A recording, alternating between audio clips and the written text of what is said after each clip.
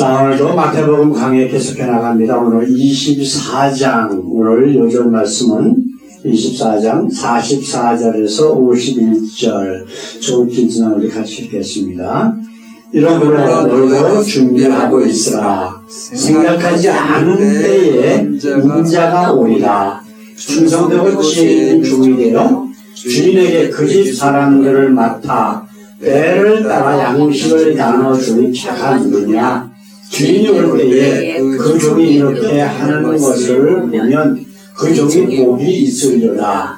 내가 진실로 너에게 이르노니 주인이 그의 모든 소유를 그에게 맡기리라.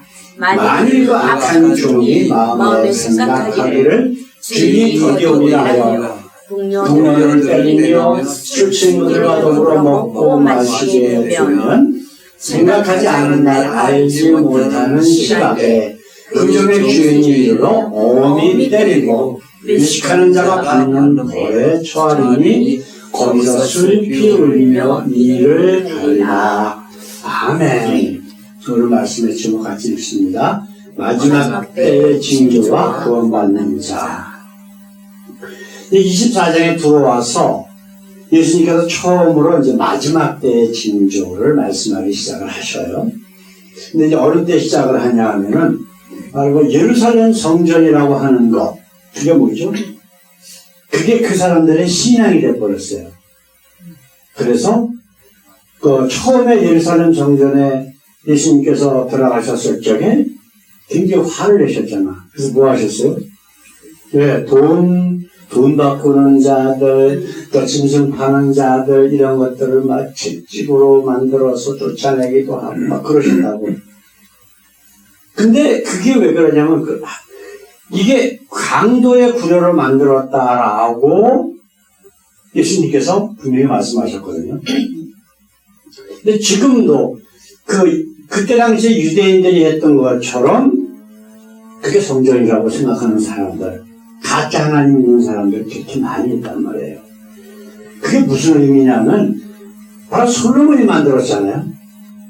그 솔로몬이 어떻게 됐어요? 그래서 하나님께서는 매 왕이 나타날 때마다 솔로몬의 길에서 떠나지 아니하고 그러면서 저주를 하셨다고. 가짜 하나님 믿었다는 거예요. 진짜 하나님이 아니라. 솔로몬이 그 성전 만들어 놓고 하나님이 여기 계세요 그러면서 하나님 얘기를 계속했단 말이에요. 그 다음에 북이스라엘 여로보암은 어떻게 했어요? 마찬가지예요. 자기 나름대로 북쪽에다가 건물을 지어놓고 그게 또 걔네들은 성전이라고 그랬다고. 그러면서 금송아지를 놓고 이것이 너희를 애굽에서 인도해낸 너희의 하나님이다. 다른 신이라고 하지 않았어요. 다 하나님이라고 그래. 근데 하나님께서는 북이스라엘의 역사, 남유다의 역사 가운데에 왕들이 나올 때마다 솔로몬의 길에서 떠나지 아니하고 여로보암의 길에서 떠나지 아니하고 그러면서 계속 저주하셨단 말이에요. 그럼 솔로몬과 여로보암은 어떻게 됐어요? 하나님께서 그들을 떠난다고 말씀하셨어. 그러면 뭐가 잘못됐다라고 하는 걸 깨달아야 되잖아요. 근데 지금도 많은 교회에서 목사라는 자들이 교인들에게 교회당 꼭 성전이라고 합니다. 교회당 와야 하나님 만나고 교회당 와서 기도해야 응답하고 뭐가 어쩌고 저쩌고 하면서 교회당 건물을 성전이라고 사람들을 현혹시키고 가짜 하나님 믿도록 만들어서 지옥으로 끌고 가고 있는 것이 현실이란 말이에요. 이거를 예수님께서 지금 말씀하시는 거예요. 너희가 지금 이거를 보느냐? 지금 휘황찬란하고 뭐가 어쩌고 너희가 하나님이 저 안에 있고 여기서 성전이라고 떠들어댔지만 어떻게 된다? 마지막 때는 돌 하나도 돌에 남지 않냐고 다 없어질 것이다. 저건 성전이 아니야. 그냥 건물이야. 가짜 하나님 믿지 마. 그런 얘기를 하시는 거예요. 그러면 이 마지막 때의 징조를 말씀하시고 또 그 마지막 때를 이겨서 구원받을 수 있는 사람들의 모습을 예수님께서 말씀하고 있거든요. 이것들 두 가지로 간단히 우리가 말씀을 한번 정리해서 깨닫기를 원합니다. 마지막 때의 징조들이라고 하는 것이 이제 나옵니다. 우리 2절 말씀, 조금 아까 말씀드렸던 예수님께서 대답하여 이르시되 너희가 이 모든 것을 보지 못하느냐. 내가 진실로 너희에게 이르노니 돌이 하나도 돌에 남지 않고 다 무너뜨려지리라. 너희가 성전이라고 하는 건 이거 아무것도 아니야. 마지막 때에 예수님께서 오셔서 새하늘과 새 땅을 만들어놨는데 다 없어질 거야. 그런 거짓 가르침에 속지 말라고 지금 얘기하고 계시는 거예요. 그렇죠? 그러니 이제 징조를 말씀하시는데 한번 보십시다. 마지막 때 첫 번째 징조가 뭐냐? 거짓 선지자, 거짓 메시아들이 나타날 것이다 라고 하는 거예요. 지금 세상에 기독교라고 이름 붙여놓은 것들이 많이 있잖아요. 그죠? 이슬람에는 선지자 메시아가 누구예요? 마호메시아. 장로교는 누구예요? 칼빈이란 말이에요. 감리교는 누구예요? 웨슬리. 순복음은 조용기. 예? 지금도 신천지니 이런 데 보세요. 메시아라고 그래요. 참 선지자라고 그러고. 예수님 말씀하시기 똑같이 아주 정확하게 지금 계속해서 일어나고 있어. 예수님 부활하시고 나중에 승천하신 이후에 지금까지 이러한 일들은 계속해서 이루어져 와 있어요. 그렇죠? 23절, 24절에 예수님께서 직접 하신 말씀 한번 보십시다. 그때에 사람이 너희에게 말하되 보라, 그리스도가 여기 있다, 혹은 저기 있다 하여도 믿지 말라. 거짓 그리스도들과 거짓 선지자들이 일어나 큰 표적과 기사를 보여 할 수만 있으면 택하신 자들도 미혹하리라. 지금은 예수 믿고 구원받은 것 같아. 그런데 이런 것들이, 이런 거짓 선지자, 거짓 메시아가 나타나서 그 중에서 믿음이 연약한 자들, 그들을 미혹해서 같이 지옥으로 끌고 갈 거예요. 예수님 탄식하신 말씀이 있잖아요. 내가 세상에 다시 올 때 믿음을 보겠느냐. 그때까지 끝까지 견디는 자는 구원을 얻으리라고 말씀하셨거든요. 그게 뭐예요? 견딘다는 게 유혹, 협박 이런 것들에 넘어가지 말라는 거예요. 그렇게 창세기 하면서 요셉이 나오잖아요. 요셉이 형통하였더라. 근데 그 요셉이 세상적으로 봤을 때 형통한 거 하나도 없어요. 네?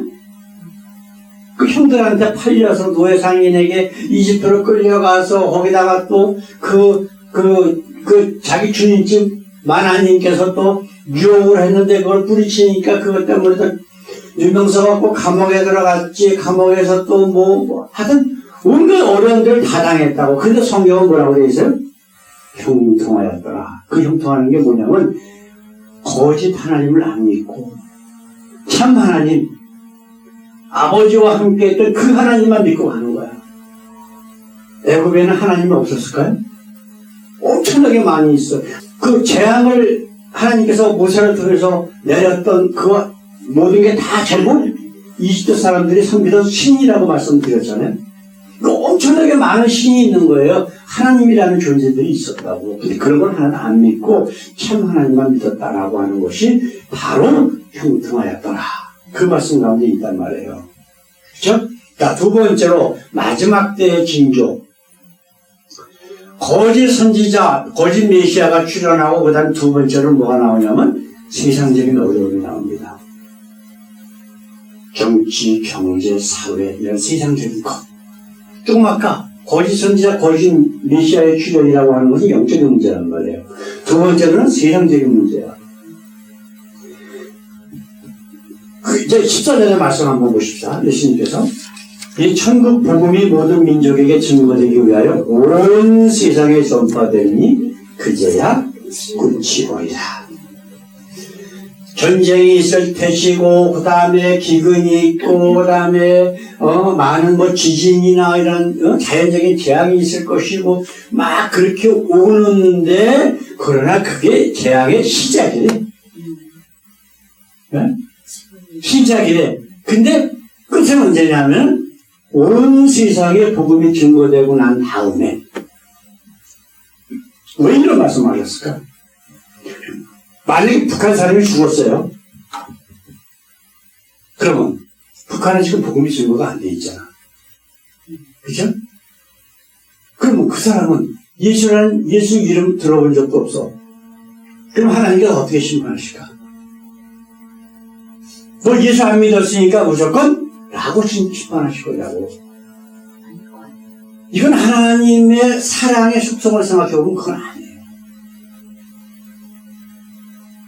그럼 하나님이 예수 이름을 들어보지 못한 자에게 적용하는 하나님의 기준이 있을 거라고. 그 마음속에 사랑이 있느냐, 헌신과 희생, 남을 위한 그런 것들, 하나님의 속성이 그들 가운데 있느냐 없느냐를 보실 것 같아요. 정확하게는 성경에 나와 있지 않지만. 어떤 목사님이 어떤 글을 썼는데 어떤 사람이 그런 질문을 하더래요. 이수신 장군이 구원받았을까요? 몰라 우리는. 근데 그거를 구원 받았다 안 받았다라고 얘기를 못해요. 왜? 그 기준은 누구한테 있어요? 하나님에게 있기 때문에. 이수신 장군은 예수 이름 들어본 적도 없는 사람이야. 그렇잖아.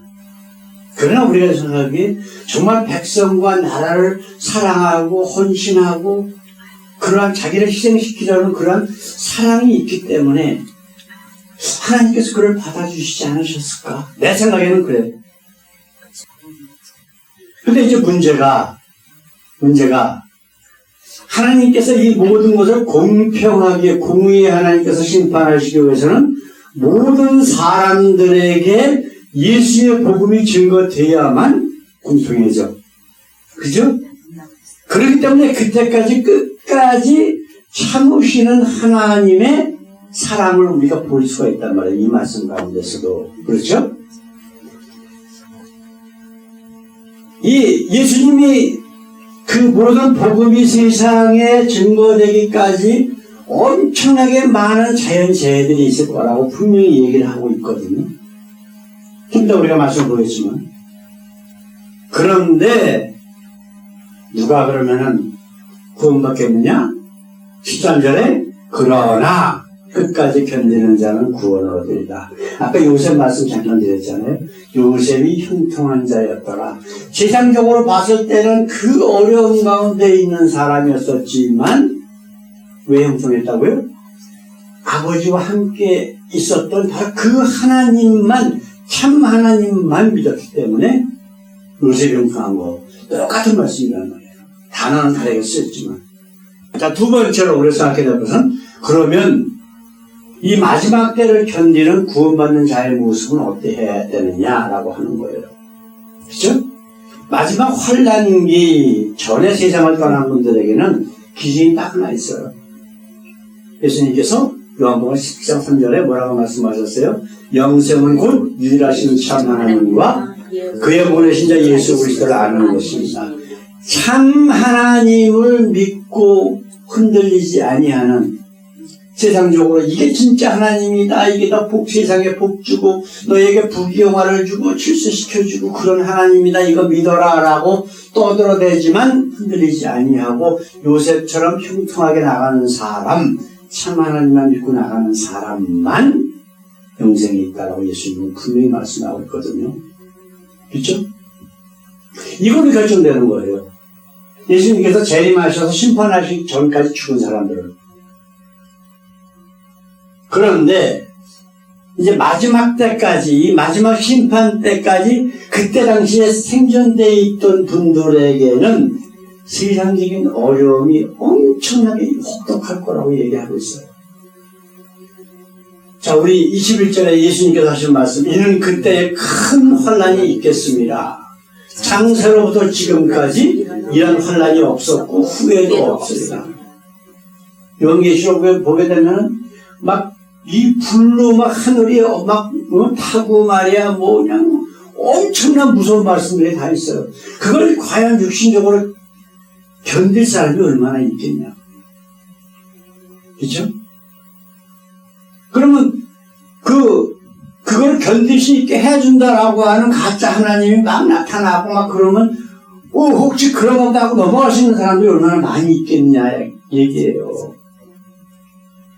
우리 하나님은, 우리 예수님은 우리의 연약함을 짊어지셨다고 잘 아신다고까지 성경은 얘기하고 있거든. 그렇기 때문에 하나님께서 믿는 자에게 그 큰 은혜로 어떤 일을 하시냐. 그날들을 감하지 아니할 것이면 모든 육체가 구원을 얻지 못할 것이나 그러나 택하신 자들을 위하여 그날들을 감하시리라. 예를 들어서 1년 내내 24시간 그 고통이 그렇게 있다고 보십시오. 과연 그거 견딜 사람이 누가 있을까? 그래도 참 하나님만 믿겠다라고 그 고통을 당할 사람이 얼마나 있겠냐고. 네? 그러나 분명히 하나님께서는 그 현재 믿음으로 그것을 견디고 있는 사람들을 위해서 더 이상 넘어지지 않도록 그날을 짧게 해주시기 때문에 이런 위로의 말씀까지 지금 예수님은 우리에게 주고 계신다라고 하는 거예요. 그죠? 자, 23절, 24절에 뭐라고 되어 있어요? 그때 사람들이 너희에게 말하되 보라, 그리스도가 여기 있다. 혹 저기 있다 해도 믿지 말라. 거짓 그리스도들과 거짓 선지자들이 일어나 큰 표적과 기사를 보여 할 수만 있으면 택하신 자들도 미혹하리라. 세상적인 어려움까지 겹치고 영적인 문제, 세상적인 문제가 한꺼번에 짬뽕돼가지고 사람들을 미혹하고 협박하고 막 그런 상황이 언제 끝날지 모르게 이어진다라고 하면은 과연 그걸 요셉처럼 형통할 사람이 얼마나 있겠냐고요. 그러나 분명히 우리 예수님은 결론으로 이렇게 말씀하셔요. 13절 말씀. 그러나 끝까지 견디는 자는 구원을 얻으리라. 이게 확실하다는 거야. 내가 하나님 믿고 있는데 저 하나님이 진짜 같아. 나에게 이 어려움을 해결할 수 있도록 피할 수 있도록 해줘. 그게 문제라고. 그렇게 이 달라스 지역의 가장 큰 장로교회 목사라고 하는 자가 몇 년 전에 그런 설교를 해요.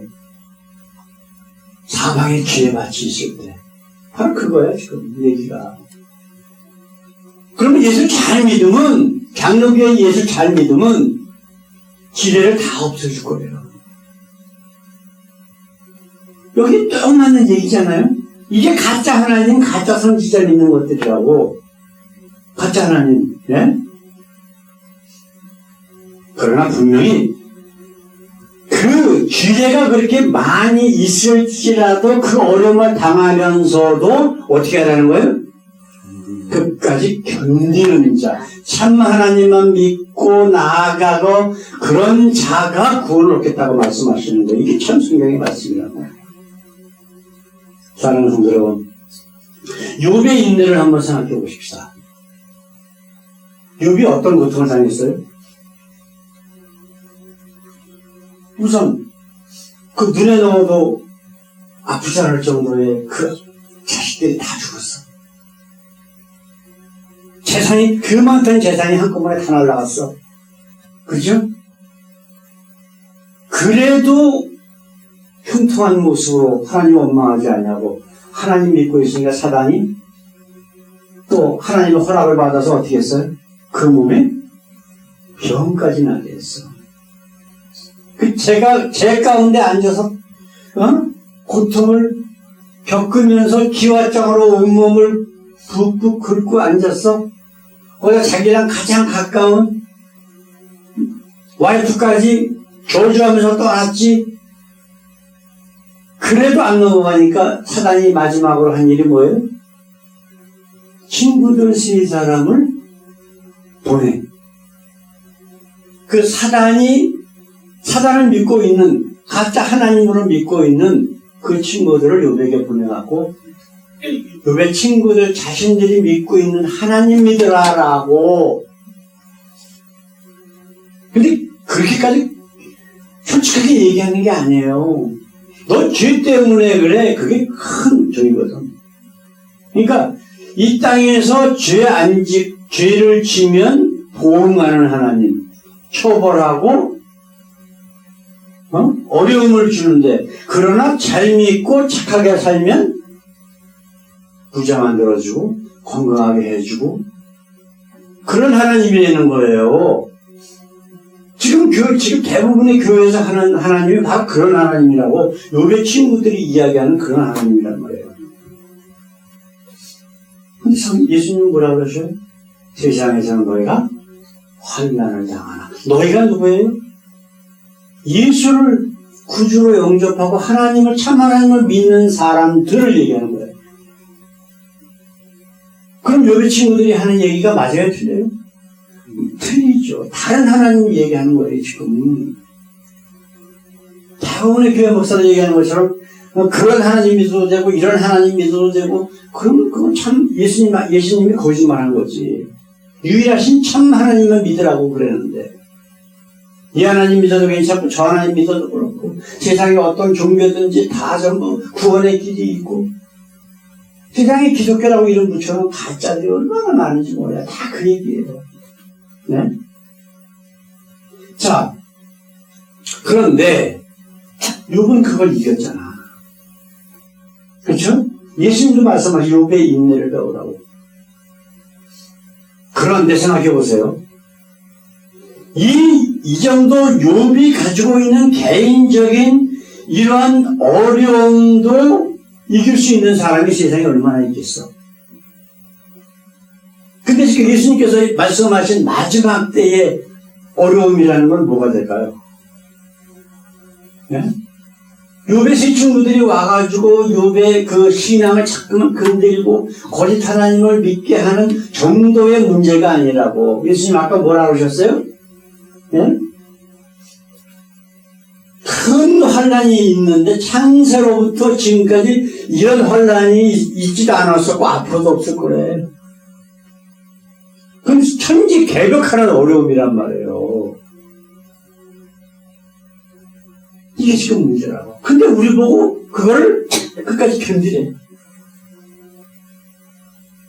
그러나 너희가 견디지 못할 정도는 아니고 이 날들을 잠깐 있도록 만들면서 새하늘과 새 땅을 만드실 거예요. 그리고 나면 이제 영원히 이 세상에 고통, 근심, 눈물, 한숨이 없을 것이다. 이거 어떻게 할래? 그걸 지금 우리한테 물어보시는 거예요. 예? 세상을 바라보며 세상을 중시하고 그렇게 살래? 그런 자들을 뭐라 그랬어요? 우리가 지금 읽은 말씀 보게 되면 외식하는 자가 받는 벌에 처하리니 그랬어요. 외식하는 자가 뭘 봐요? 하나님 말씀을 봐요? 하나님을 봐요? 아니면 세상을 봐요? 세상을 보는 거예요. 우리 지난주에 23장에 외식하는 자들의 특징에 대해서 쭉 말씀 나눴잖아요. 그러니까 외식하는 거는 하나님 보는 게 아니라 세상 보는 거예요. 다른 사람 보는 거. 그러나 그런 자들이 너희가 이걸 견디지 못하고 너희를 유혹하고 협박하는 거짓 하나님의 그러한 술수에 넘어가서 그쪽으로 간다면 바로 외식하는 자들이고 외식하는 자들이 겪을 그러한 지옥의 형벌에서 이를 갈미 있으리라라고 예수님은 분명히 우리에게 오늘 말씀하고 계시는 거예요. 그럼 그 다음에 우리의 선택은 내가 어떻게 할 것이냐. 내가 아무리 힘들고 어려울지라도 예수님 말씀처럼 환난이 있을지라도 마지막 때에 정말 세상이 뒤집어지는 그러한 어려움이 있을지라도 참 하나님을 믿고 영원한 하나님의 나라를 바라보고 나아가며 승리할 거냐 아니면 외식하는 자들의 모습처럼 선악과를 따먹고 하나님으로부터 멀어지고 그래서 외식하는 자의 그런 지옥의 형벌에 떨어질 것이냐. 누구 몫이에요? 내 몫이에요. 내 몫. 내가 결심하고 내가 판단하고 내가 해야 될 문제야. 오늘 이 말씀을 생각하면서 날마다 나는 지금 어떻게 살고 있는가. 정말 하나님만 바라보고 하나님 말씀만 마음속에 품고 살고 있느냐 아니면 외식하는 자들처럼 세상 것, 세상 사람들 아니면 세상의 판단, 세상에서 원하는 것들을 추구하며 살 것이냐. 그것을 한번 생각해 보면서 날마다 우리 주님 안에서 승리하는 우리 모두 되기를 우리 주님 이름으로 축원합니다. 기도하겠습니다.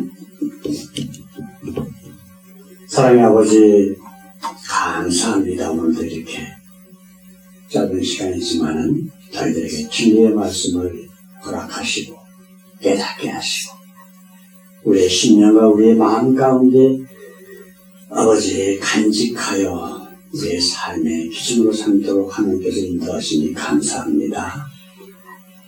이제 앞으로 남은 모든 세월 매일매일의 삶이 외식하는 자의 삶이 아니라 우리 예수님처럼 아무리 힘들고 어려울지라도 십자가가 내 앞에 놓여있을지라도 기꺼이 그 십자가를 지고 우리 주님을 따를 수 있는 그래서 영원한 하나님의 나라가 내 것인 그런 귀한 삶을 살 수 있도록 인도하여 주시옵소서. 감사하며 예수님의 이름으로 기도드렸습니다. 아멘. 아멘. 이제는 우리 억만 죄를 짊어지시기 위해 이 땅에 오신 우리 주 예수 그리스도의 그 귀하신 은혜와 독생자까지 아낌없이 우리의 대속제물로 십자가에서 죽게 하신 우리 하나님의 한없으신 사랑과 지금도 우리와 함께 계셔서 정말 참 하나님과 예수 그리스도를 알고 믿는 것이 무엇인지를 날마다 깨닫게 하시고 그래서 참 하나님과 그가 보내셔도 그리스도를 점점 매일매일 알아나가 더욱더 믿음 가운데 살 수 있도록 우리를 이끄시는 성령님의 극통 역사하시니 이 귀한 예배 가운데에 우리 하나님의 은혜를 깨닫고 하나님께서 원하시는 그런 삶을 살기를 원하는 그의 사랑하는 귀한 자녀들 위해 영원토록 함께 하시니 우리 주 예수 그리스도의 이름으로 간절히 축원하옵나이다. 아멘. 아멘.